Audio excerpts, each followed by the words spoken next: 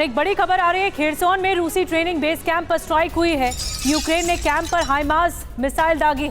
हाइमार्स strike में रूस के कई सैनिक ढेर हो गए। यूक्रेनी रक्षा मंत्रालय ने हमले का वीडियो जारी किया है। हाइमार्स ने 100% एक्यूरेसी दिखाई है, ये यूक्रेन का कहना है। हाइमार्स के आगे रूसी डिफेंस सिस्टम फेल साबित हुआ।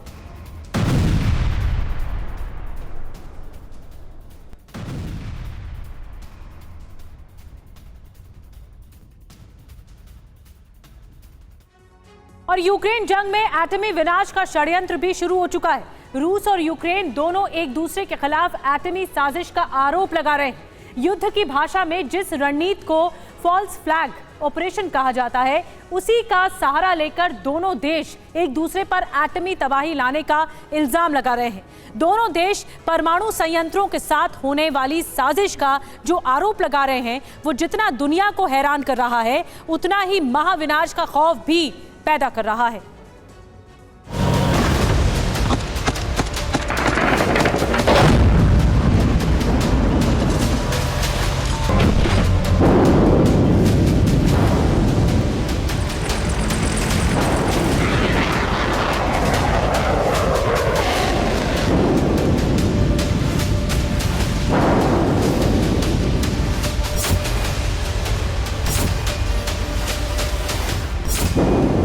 यूक्रेन के ज़ेपोरिज़िया से परमाणु महातबाही का विनाशक चक्र शुरू होने वाला है।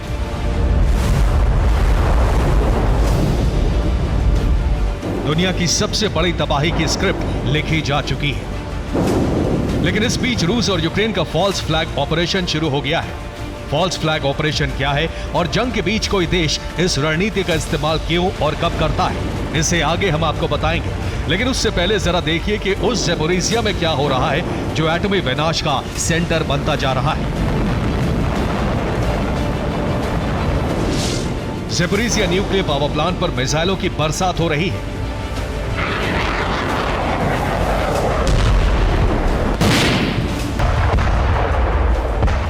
रूस का यह कहना है कि यूक्रेन ने ज़ेपोरिज़िया पर हमला किया है, जबकि यूक्रेन ये कहता है कि ज़ेपोरिज़िया में हुए हमलों के पीछे रूस जिम्मेदार है।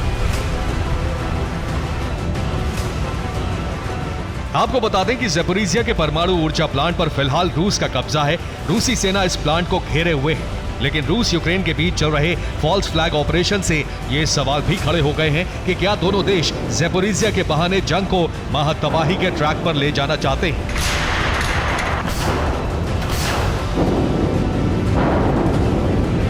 दोनों देशों के ताजा बयानों से यूरोप में परमाणु खतरा बढ़ गया है।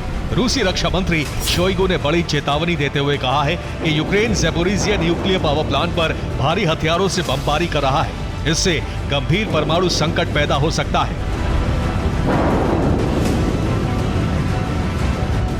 रूस ने जब यह आरोप लगाया कि ज़ेपोरिज़िया परमाणु प्लांट पर यूक्रेन मिसाइल हमले की कोशिश में है,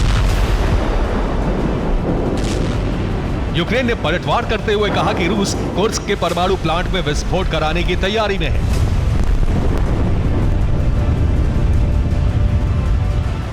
यूक्रेन ने दावा किया कि रूस यूक्रेन और नेटो पर अपना इल्जाम मढ़ रहा है। जब दोनों देश एक दूसरे के खिलाफ फॉल्स फ्लैगिंग में जुटे थे तो चेर्नोबिल की पावर सप्लाई कट गई।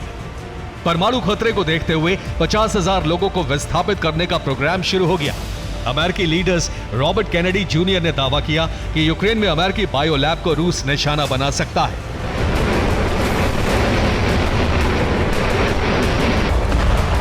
इस तरह दुनिया पर एक साथ बायो और परमाणु संकट पैदा हो गया है। ज़ेपोरिज़िया के कोने कोने में बारूद पहले से ही बरस रहा है। रूसी सेना मोर्टार और तोपखाने से बारूद बरसाते हुए एक के बाद एक गांव को कब्जा कर आगे बढ़ रही है।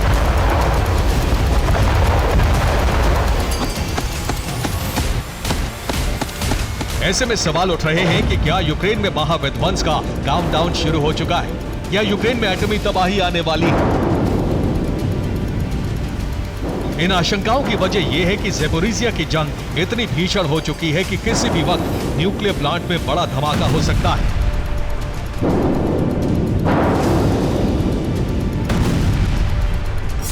एक्सपर्ट्स के मुताबिक दोनों देशों की फॉल्स फ्लैग रणनीति से भी महाविध्वंस की आशंका को बल मिल रहा है।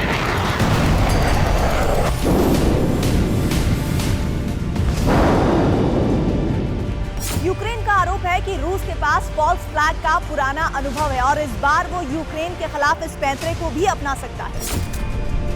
आपको बता दें कि फॉल्स फ्लैग रणनीति का इस्तेमाल कई युद्धों में किया जा चुका है। इतिहास में कई ऐसे मौके आए हैं जब फॉल्स फ्लैग रणनीति के जरिए किसी दूसरे देश पर भीषण हमला किया गया है।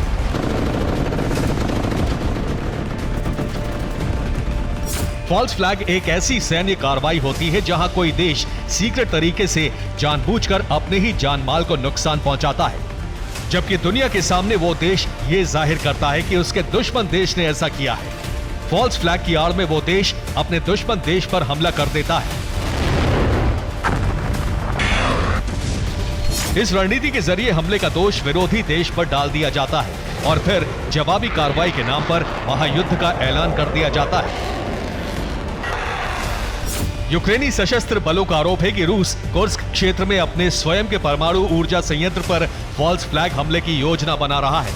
यूक्रेन का दावा है कि उसे इस मामले में लीक हुए कुछ दस्तावेज भी मिले हैं। पिछले महीने कुर्स्क के अधिकारियों ने यूक्रेन पर परमाणु ऊर्जा संयंत्र पर ड्रोन हमले का प्रयास करने का आरोप लगाया था।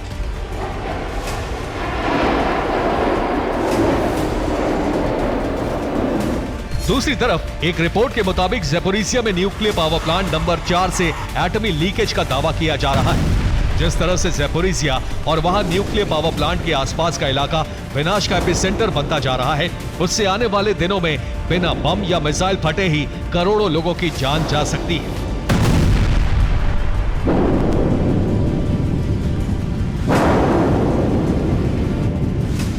आपको बता दें कि ज़ेपोरिजिया प्लांट के भीतर रेडियो एक्टिव कचरे का अथाह भंडार है। अगर कोई मिसाइल रेडियो एक्टिव कचरे पर या फिर किसी रिएक्टर पर गिरती है तो एटम बम के विस्फोट जैसा विनाश शुरू हो जाएगा। एटमी तबाही का खतरा फिलहाल यूक्रेन तक ही सीमित नहीं है, इसलिए नेटो समेत इंटरनेशनल एटॉमिक एनर्जी एजेंसी यानी IAEA की भी ज़ेपोरिजिया पर खास नजर है। Bureau report TV9 Bharatvarsh.